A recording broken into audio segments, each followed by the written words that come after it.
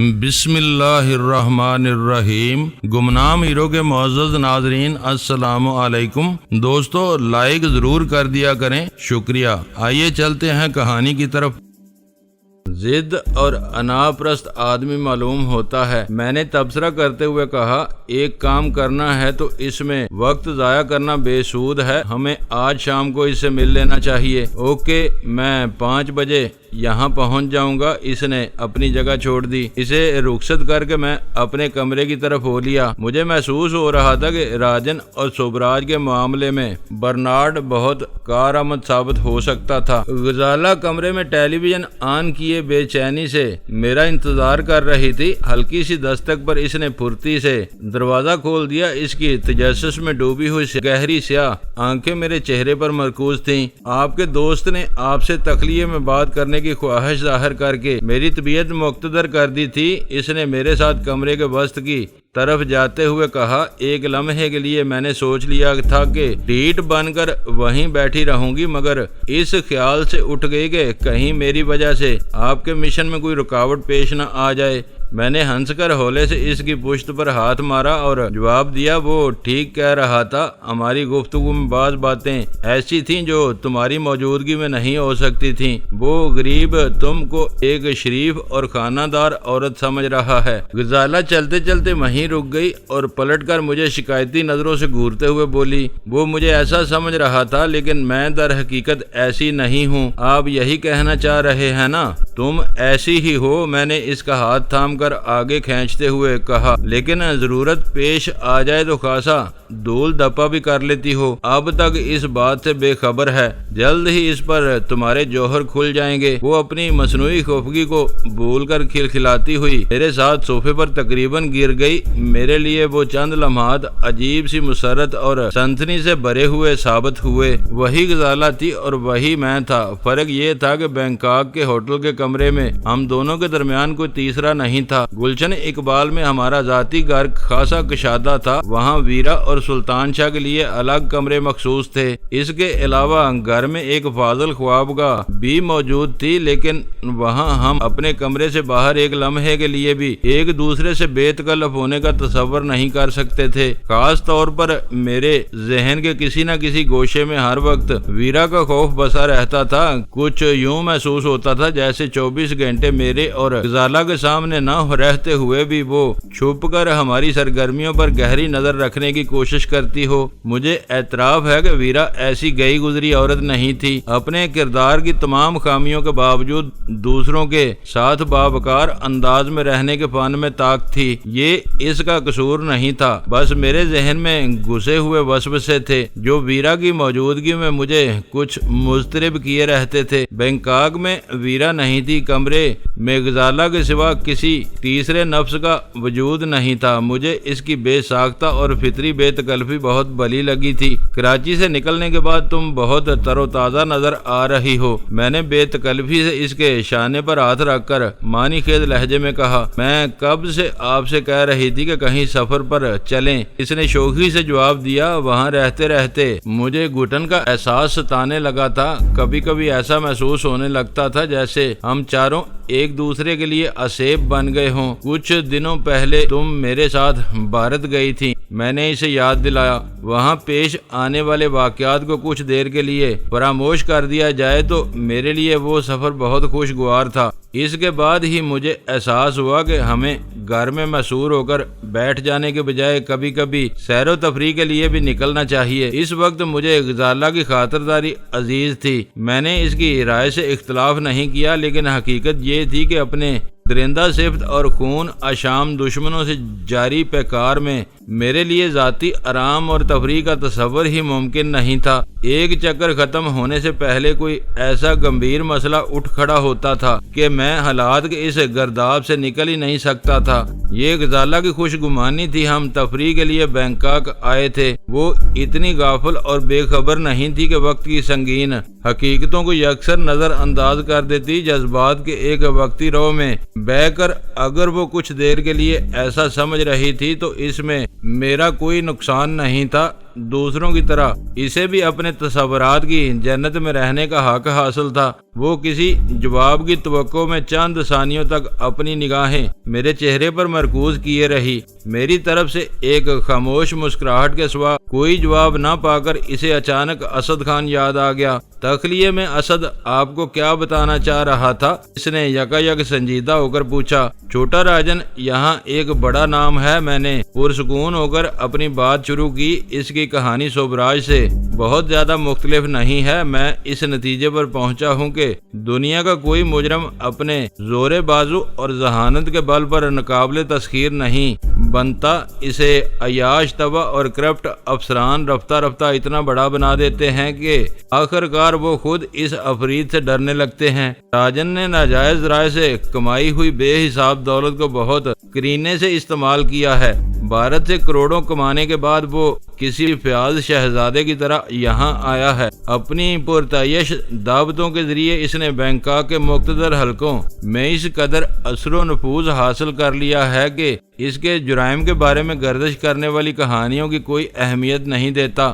ثبوت کے بغیر پھیلنے والے قصوں کو راجن کے حاسدوں کی شر انگیزی قرار دے کر مسترد کر دیا جاتا ہے۔ اس کے پالتو گنڈوں کے خوف سے ہر شخص اس کے سامنے آتے ہوئے ڈرتا ہے۔ وہ اپنے مخالفوں کو بہت صفائی اور صفاقی سے ہمیشہ کے لیے غائب کرا دیتا ہے۔ اس کے یہ پالتو گنڈے بینکاک کی انتظامیہ کو نظر نہیں آتے؟ غزالہ نے میری بات کاٹ کر حیرت سے سوال کیا۔ وہ یہاں کاروبار کر رہا ہے، کئی نائٹ کلبوں اور کیسینو اس کی ملکیت ہیں۔ ایسے کاموں کو چلانے کے لیے دادا گیر قسم کے چند تنومند اور جگڑالو آدمی ضروری ہوتے ہیں۔ اس نے بہت چالاکی کے ساتھ اس نقطے سے فائدہ اٹھایا ہے اور اب یہاں کا سب سے بڑا گروہ بند بنا ہوا ہے۔ یہاں کی زیر زمین دنیا کے لوگ بھی شاید اس سے ڈرتے ہوں۔ اسد نے ان کی سرگرمیوں کی جو تصویر کشی کی ہے، اس نے مجھے بہت کچھ سوچنے پر مجبور کر دیا ہے۔ آپ کی باتوں سے شبہ ہو رہا ہے کہ آپ اس سے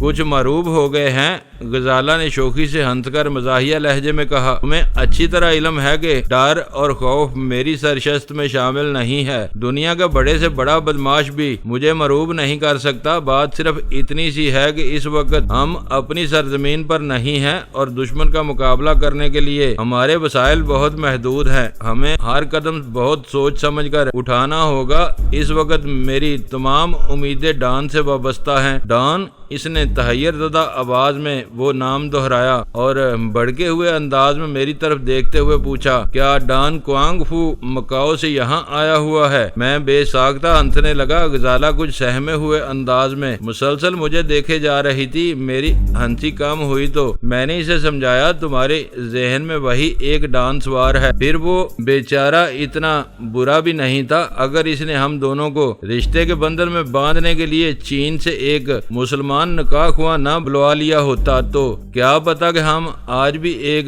دوسرے کے لیے نامحرم ہوتے۔ اس کی ایک نیکی کے عوض اس کی ساری زیادتیاں معاف کی جا سکتی ہیں۔ پھر آپ کس ڈان کا ذکر کر رہے ہیں؟ اس نے میری بات درمیان سے اچک کر مضطربانہ لہجے میں سوال کیا۔ یہ بینکاک کا ڈان برنارڈ ہے، بہت انوکھا آدمی ہے، میں نے اسے بتایا۔ اگر وہ کسی طرح میرا ساتھ دینے پر آمادہ ہو گیا تو پوری دنیا راجن اور سوبراج کا تماشا دیکھے گی۔ ڈان برنارڈ اچانک کیسے دریافت ہو گیا؟ اسد نے اس کے بارے میں بہت کچھ بتایا ہے، وہ میرے کام کا آدمی معلوم ہوتا ہے۔ کل اس نے آپ کو کچھ نہیں بتایا تھا، اس سے مل کر آئے تو آپ کے چہرے پر مایوسی جھلک رہی تھی۔ اس کی موشگافیوں نے آپ کو پراگندہ خاطر کر دیا تھا۔ آپ کا موڈ اتنا خراب تھا کہ میں نے اسد سے ہونے والی گفتگو کے بارے میں زیادہ کریدنے کی کوشش نہیں کی۔ اب 18-20 گھنٹوں میں اس میں ایسی کیا تبدیلی آ گئی کہ وہ آپ کو نئے راستے بتا رہا ہے؟ یہاں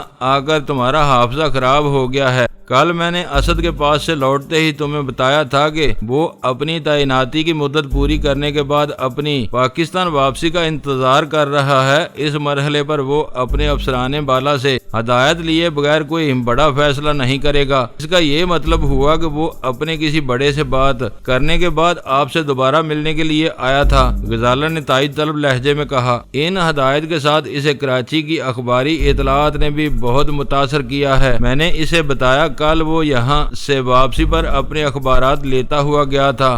ویرانے میں وجے اور اس کے ساتھیوں کے انجام نے اس کی آنکھیں کھول دی ہیں۔ اب وہ راجن اور سوبراج کے خلاف کھل کر میرا ساتھ دینے پر آمادہ ہو چکا ہے۔ ڈان برنارڈ اسی کی دریافت ہے۔ وہ بینکاک کا ایک گوشہ نشین بدماش ہے جس سے آج بھی ہر شخص تھراتا ہے، لیکن وہ دنیا و مافیا سے بے خبر ہو کر اپنی گزر اوقات کے لیے ایک شراب خانہ چلا رہا ہے۔ بدماش اگر قانون کی گرفت سے بچے رہیں تب بھی ان کا انجام بہت عبرتناک ہوتا ہے۔ یہ قدرت کا قانون ہے جس سے کسی کو مفر نہیں۔ اگر برنارڈ اپنا سارا دام خم کھو دینے کے بعد تائب ہو چکا ہے تو وہ آپ کے لیے کیا کر سکے گا؟ اس کا دام خم ختم نہیں ہوا۔ 2 سال پہلے تک وہ یہاں راجن کی راہ کی سب سے بڑی رکاوٹ بنا ہوا تھا، پھر یکا یک ایک 22 سالہ عورت نے سب کچھ بدل دیا۔ ڈان گمنامی کے گوشے میں چلا گیا اور راجن بہت تیزی کے ساتھ یہاں اپنے قدم جماتا چلا گیا۔ 22 سال کی عمر تو کچھ بھی نہیں ہوتی، غزالہ نے حیرت سے کہا۔ اس بے بساط لڑکی نے ڈان جیسے گاگ آدمی کو ایسی پسپائی پر کیوں مجبور کر دیا؟ وہ لڑکی نہیں، عورت تھی۔ عورت، میں نے زور دے کر جواب دیا۔ وہ ڈان کی عورت تھی جو اس کی محبوبہ سے بیوی بنی تھی۔ ایک روز اس نے بڑے بازار میں ڈان پر جوتیاں برسانی شروع کر دی۔ ڈان اس سے پٹتا رہا اور جب وہ تھک کر رونے بیٹھ گئی تو ڈان سر جھکا کر اپنے گھر چلا گیا۔ اس کے بعد اس نے بدماشی ترک کر دی۔ وہ چاہتا تو اس بےہودہ عورت کے چیتڑے اڑا سکتا تھا۔ غزالہ کو اس کی کہانی پر فوری طور پر یقین نہیں آ رہا تھا۔ یہ اس کی شرافت تھی کہ شہر کا نامی گرامی بدماش ہونے کے باوجود اس نے اپنی گستاخ بیوی پر ہاتھ نہیں اٹھایا۔ اس معاملے میں دوسری کوئی رائے قائم نہیں کی جا سکتی۔ آخر اسے اپنے شوہر پر جوتی اٹھانے کی ضرورت کیوں پیش آئی؟ وہ ایک عورت کی سنگ دلی کا واقعہ تھا۔ اس کے بارے میں غزالہ کا تجسس بیدار ہو چکا تھا۔ میں نے اس بارے میں اسد سے کوئی سوال نہیں کیا۔ میں نے ایمانداری سے اعتراف کرتے ہوئے اپنی بات جاری رکھی۔ اسے سبب معلوم ہوتا تو وہ ضرور اس کا ذکر کرتا۔ میرا خیال ہے کہ یہ راز اب ہمیشہ برنارڈ کے سینے میں دفن رہے گا۔ کیوں؟ اس نے اپنی زبان بند کی ہوئی ہے تو اس کی بیوی لوگوں کو اصل حقیقت بتا سکتی تھی۔ وہ کہاں ہے؟ غزالہ سب کچھ بھول کر ڈان اور اس کی بیوی کے پیچھے پڑ گئی تھی۔ اس واقعے کے بعد سے وہ غائب ہے۔ ہو سکتا ہے کہ اس نے خودکشی کر لی ہو۔ عورت کوئی بھی ہو، بہت ٹھنڈے دل و دماغ کی مالک ہوتی ہے، آسانی سے چراغ پر نہیں ہوتی۔ ان دونوں کے درمیان یقیناً کوئی بہت بڑی بات ہوئی ہوگی جس کے نتیجے میں ایک کی کایا پلٹ گئی اور دوسری ہمیشہ کے لیے روپوش ہو گئی۔ وہ لمحہ بھر کے لیے خاموش ہوئی لیکن اس کی آنکھیں کسی گہری سوچ میں ڈوبی ہوئی تھیں۔ وہ دوبارہ بولی تو اس کی آواز پر خیال تھی۔ ہو سکتا ہے کہ ڈان نے کسی راہ چلتی عورت کے مقابلے میں اس کی تذلیل کی ہو۔ کوئی عورت بلا وجہ اتنی مشتعل نہیں ہو سکتی کہ دیوانی ہو کر اپنے شوہر کو مارنا شروع کر دے۔ مجھے افسوس ہے کہ میں مسئلے کے اس پہلو پر ریسرچ نہیں کر سکا۔ میں نے ہلکی سی ترشی کے ساتھ جواب دیا۔ اسد اس واقعے کا چشمدید گواہ نہیں تھا۔ اس نے مجھے سنی سنائی باتیں بتائی ہیں۔ یہ بات ہر شک و شبے سے بالا تر ہے کہ تقریباً 2 سال پہلے یہاں ایسا واقعہ رونما ہوا تھا اور اس کا ایک کردار میرے لیے کارآمد ثابت ہو سکتا ہے۔ او ہو، آپ برا مان گئے؟ وہ ہنس کر بولی۔ ہمیں اس عورت سے کیا لینا؟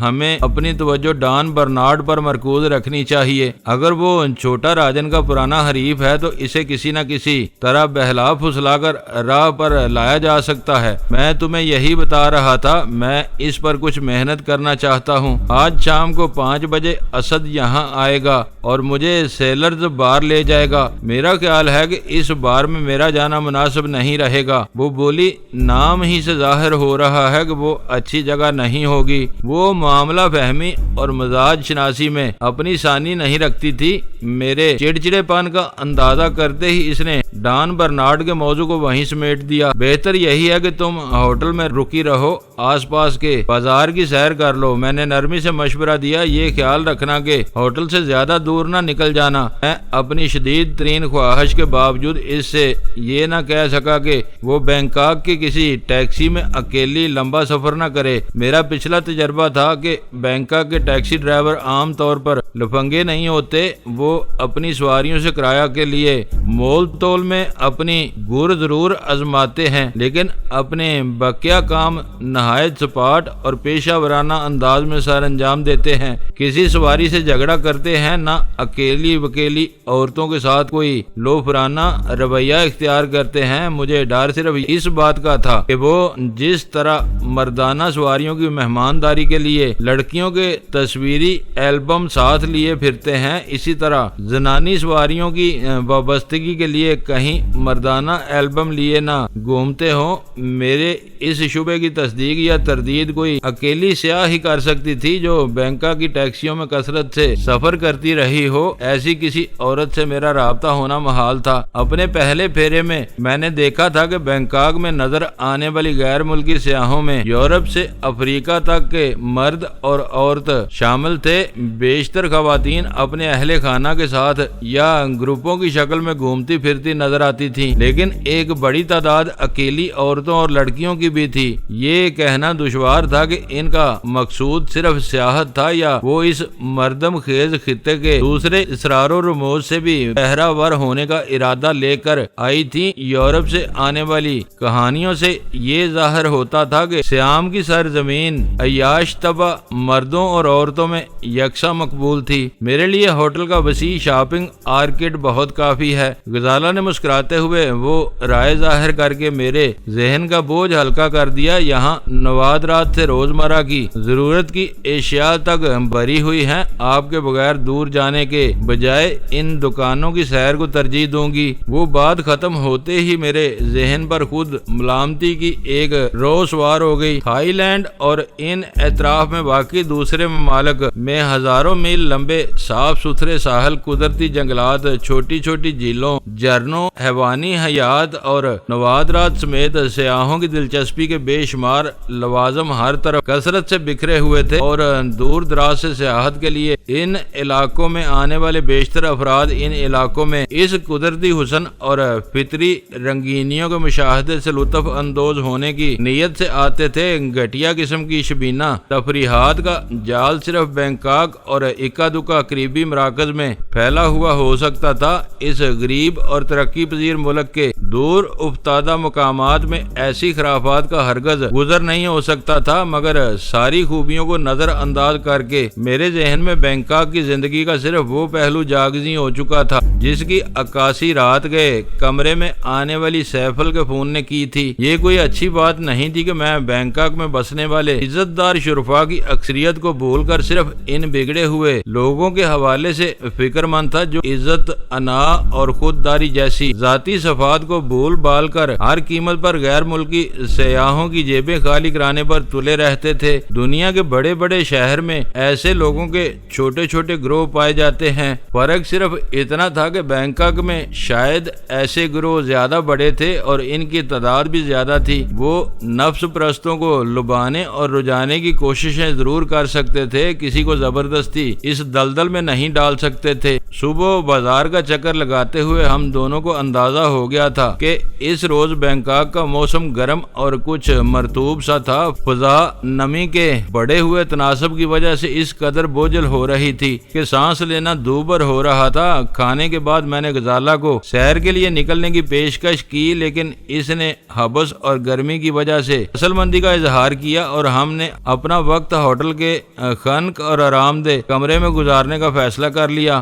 5 بجے فون کی گھنٹی بجی۔ میں نے ریسیور اٹھایا تو اسد ہوٹل کی لابی میں اپنی موجودگی کی اطلاع دے رہا تھا۔ میں پہلے سے روانگی کے لیے تیار تھا، صرف جوتے پہننے کی دیر تھی۔ میں دروازے کی طرف بڑھا تو غزالہ نے مجھے ٹوک دیا، کیا آپ خالی ہاتھ وہاں جا رہے ہیں؟ اول خان سے حاصل کی ہوئی زہریلی انگوٹھیاں ہر وقت میری انگلیوں میں موجود رہتی تھیں۔ میں نے ہاتھ اٹھا کر اسے دکھاتے ہوئے کہا، میں وہاں لڑنے کے لیے نہیں جا رہا، پھر بھی یہ انگوٹھیاں موجود ہیں، کسی ہنگامی صورتحال میں کام آ سکتی ہیں۔ ڈان برنارڈ کوئی نیک انسان نہیں ہے، اس نے مسکراتے ہوئے کہا، اپنی بیوی سے پٹ کر گوشہ نشین ہوا ہے، اس کی خصلت وہی پرانی ہوگی۔ ہم بھیم گن یہاں تک آنے میں کامیاب ہو گئے ہیں تو میرا مشورہ ہے کہ اسے ساتھ لیتے جائیں۔ اچھا ہے کہ اپنے بچاؤ کے لیے کوئی فالتو ہتھیار جیب میں پڑا رہے، وہ زیادہ باری نہیں ہے۔ میری رضامندی پا کر غزالہ نے سوٹ کیس میں سے بیم گن نکال کر میرے حوالے کر دی۔ میں چوتھی رہائشی منزل سے لفٹ کے ذریعے گراؤنڈ فلور پر پہنچا تو سامنے ہی اسد ایک صوفے پر آرام سے بیٹھا سگریٹ کے گہرے کاش لیتا ہوا نظر آیا۔ اس کی نگاہیں لفٹ کی طرف مرکوز تھیں۔ مجھے دیکھ کر اس کے ہونٹوں پر نرم سی دوستانہ مسکراہٹ پھیل گئی۔ میں سیدھا اس کی طرف ہو لیا۔ اس نے اپنی جگہ سے اٹھ کر پرتپاک انداز میں میرا استقبال کیا، پھر میرا ہاتھ تھام کر لابی کے اندرونی حصے کی طرف چل دیا۔ ادھر کہاں جا رہے ہو؟ کیا ڈان کی طرف جانے کا ارادہ نہیں ہے؟ میں نے پوچھا۔ ادھر بھی چلیں گے، اس نے بے پرواہی سے جواب دیا۔ آج کل یہاں کے دن لمبے ہوتے ہیں، ابھی جٹپٹا ہونے میں دیر ہے۔ چائے کی ایک پیالی پر کچھ باتیں کر کے نکل جائیں گے، اس سے ہمارا کوئی وقت طے نہیں ہے۔ بن بلائے مہمان کسی بھی وقت پہنچ سکتے ہیں۔ اس کا جواب معقول تھا۔ میں مطمئن ہو گیا اور اس کی رہنمائی میں ایک الگ تھلگ صوفے پر جا بیٹھا۔ اس نے قریب ہی منڈلاتے ہوئے ویٹر کو کافی کا آرڈر دیا اور پھر میری طرف متوجہ ہو گیا۔ مجھے میدان میں کوئی عملی کام کیے تقریباً 2 سال گزر چکے ہیں، اس نے دھیمے اور پرخیال آواز میں کہنا شروع کیا۔ جب سے یہاں آیا ہوں اوپری دیکھ بھال اور مانیٹرنگ کا کام کر رہا ہوں۔ اب تمہارے آ جانے کے بعد ایک کام سامنے آیا ہے تو وہ مجھے بہت بڑا محسوس ہو رہا ہے۔ مجھے تمہاری پوزیشن کا اندازہ ہے، میں نے ہمدردانہ لہجے میں کہا۔ تم یہاں میری طرح خفیہ طور پر نہیں آئے، تمہاری باقاعدہ پوسٹنگ ہوئی ہے، تم بینکاک کے مقامی حکام کی نظروں میں آئے ہوئے ہو۔ عین ممکن ہے کہ تمہاری خفیہ نگرانی بھی ہوتی ہو۔ ان حالات میں تمہارے لیے کھل کر میدان میں آنا دشوار ہو سکتا ہے۔ ایسی کوئی بات نہیں ہے، اس نے میری قطع کلامی کرتے ہوئے جواب دیا۔ ابتدا میں بہت سے چکر تھے، کئی ہفتوں تک میری نگرانی بھی ہوتی رہی۔ رفتہ رفتہ مقامی حکام میری سرگرمیوں سے مطمئن ہو گئے اور اب میں آزادی سے پورے شہر بلکہ ملک بھر میں گھومتا پھرتا ہوں۔ پتایا اور پھوکٹ سے چیانگ مائی تک میرے مرغوب ٹھکانے ہیں۔ کراچی سے ملنے والی اخباری اطلاعات سے مجھے محسوس ہو رہا ہے کہ سوبراج اب ایک زخم خوردہ ناگ بن چکا ہے۔ اسے چھوٹا راجن کی ناح میں جانے سے پہلے مار لیا جائے تو آسان کام ہو سکتا ہے۔ ایک بار وہ اس تک پہنچنے میں کامیاب ہو گیا تو ہمیں اسے زیر کرنے میں دانتوں پسینہ آ جائے گا۔ اس کی زبان سے سوبراج کو مار لینے کا ذکر سن کر مجھے خوشی ہوئی۔ اپنے کسی بڑے افسر سے رابطہ کرنے کے بعد اس کی سوچ میں نمایاں تبدیلی آئی تھی۔ میں نے دھیرے سے کہا، اب اکھلی میں سر دیا ہے تو موصلوں سے کیا ڈرنا۔ میں اس مشکل کام کو پائے تکمیل تک پہنچانے کا بیڑا اٹھا کر یہاں آیا ہوں۔ کوئی میرا ساتھ دے یا نہ دے، مجھے یہ کام پورا کرنا ہے۔ شاید میری طرف سے تمہارے ذہن میں کوئی گرہ پڑ گئی ہے، اس نے مجروح لہجے میں کہا۔ میں محسوس کر رہا ہوں تم میری ہر بات کو غلط پیرائے میں لے رہے ہو۔ یہ تمہاری غلط فہمی ہے، میں نے اس کا بازو دبا کر کہا۔ میں تمہاری مجبوریوں کو سمجھ رہا ہوں، میں اپنی سہولت کے لیے تمہیں کسی مشکل صورتحال میں پھنسانا پسند نہیں کروں گا۔ اس نے خاموشی سے میری بات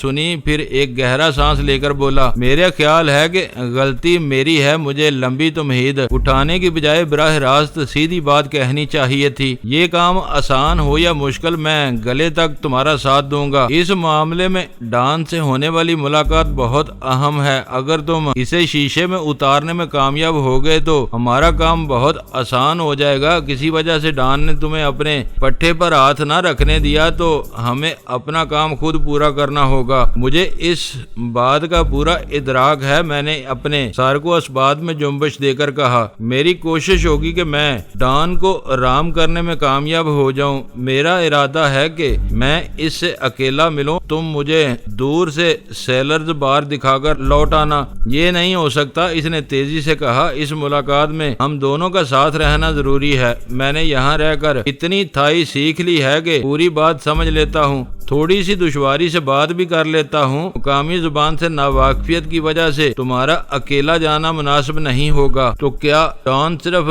تھائی زبان میں بات کرتا ہے؟ میں نے حیرت سے سوال کیا۔ وہ روانی سے انگریزی بھی بولتا ہے لیکن اپنے آدمیوں سے مقامی زبان میں بات کرتا ہے۔ ہمیں معلوم ہونا چاہیے کہ وہ ہمارے بارے میں اپنے آدمیوں سے کیا کہتا ہے۔ میں نے وہ پیشکش کر کے اسے دور رہنے کا ایک سنہرا موقع فراہم کیا تھا۔ اس نے مضبوط جواز کے ساتھ میری پیشکش مسترد کر کے یہ ثابت کر دیا کہ وہ پوری نیک نیتی کے ساتھ میرا شریک کار بننے کے لیے تیار تھا۔ میں نے خوش دلی سے کہا پھر تو معاملہ فہمی کے لیے تمہاری موجودگی ضروری ہے، ایسا نہ ہو کہ سیلرز بار میں الجھ جانے کی وجہ سے تم تہران سے بینکاک آنے والی آج کی پرواز کی دیکھ بھال نہ کر سکو۔ اس وقت وہ معاملہ سب سے زیادہ اہم ہے، وہ پرواز رات کو دیر سے آتی ہے، میں اسے دیکھ لوں گا۔ اس نے اپنے جواب سے مجھے مطمئن کر دیا۔ اس دوران میں کافی آئی اور ختم کر لی گئی۔ ویٹر کو بل ادا کر کے ہم دونوں وہاں سے اٹھے اور ہوٹل کی عمارت سے باہر نکل گئے۔ اسد اپنے خد و خال کے لحاظ سے اس شہر میں اجنبی تھا، لیکن وہاں اپنی 2 سالہ اقامت کے نتیجے میں وہ ہر طور طریقے سے پوری طرح باخبر تھا۔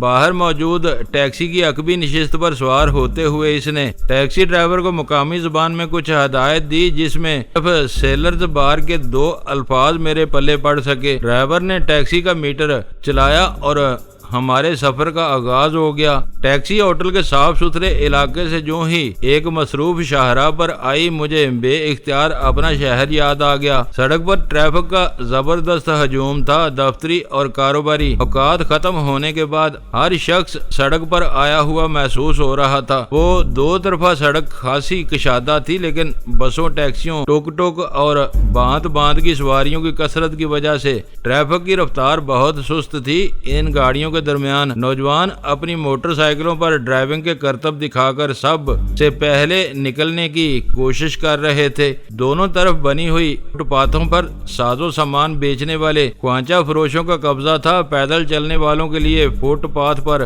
جگہ نہیں تھی تو وہ بچ بچا کر سڑک پر اپنی راہ بنانے کی کوشش کر رہے تھے۔ مجموعی طور پر ایسی بد نظمی کا راج تھا کہ اپنا شہر کراچی یاد آ رہا تھا۔ فرق صرف ایک تھا، کراچی کے ڈرائیور عام طور پر بے صبرے ہوتے ہیں، اپنے سے آگے والے کی مجبوری کا پورا اندازہ ہونے کے باوجود راستہ لینے کے لیے ہارن بجاتے رہتے ہیں۔ بسوں اور منی بسوں والے اس دوڑ میں سب سے آگے نظر آتے ہیں، لیکن بینکاک کے ڈرائیور ان کے مقابلے میں بہت صابر و شاکر نظر آ رہے تھے۔ جو جہاں تھا اپنے حال میں مگن تھا، ہر قسم کے ملے جلے شور میں کسی ہارن کی اعصاب شکن آواز نہیں سنائی دے رہی تھی۔ آگے بڑھنے پر ایک اور تماشا نظر آیا۔ بازار کی گہما گہمی ذرا کم ہوئی اور فٹ پاتھ خوانچوں سے خالی نظر آئے تو ان پر موٹر سائیکلیں دوڑتی ہوئی دکھائی دیں۔ بے صبرے نوجوان سڑک پر رینگنے والی ٹریفک میں پھنس کر اپنا وقت برباد کرنے کے موڈ میں نہیں تھے۔ جس کو جہاں راہ مل رہی تھی وہ اسی طرف دوڑا جا رہا تھا۔ ان کے لیے آسان ترین ترکیب یہ تھی کہ سڑک کے کنارے آ کر اپنی موٹر سائیکل کے اگلے ٹائر کو اچھال کر سڑک سے اٹھی ہوئی فٹ پاتھ پر چڑھیں اور جہاں تک راہ ملے سیدھے دوڑتے چلے جائیں۔ ان خطرناک موٹر سائیکلوں سے بچنا پیدل چلنے والوں کی اپنی ذمہ داری تھی۔ آ رہا ہے اپنے لاہور کا سا مزہ۔ مجھے اس بے ہنگم ٹریفک کے مشاہدے میں منہمک پا کر اسد نے میری طرف جھک کر سرگوشی کی۔ دوستو ویڈیو کو لائک ضرور کر دیا کریں۔ ISI پاک آرمی زندہ باد، پاکستان پائندہ باد۔ معزز ناظرین اپنا خیال رکھیے گا اور اپنے اس چینل کا بھی شکریہ۔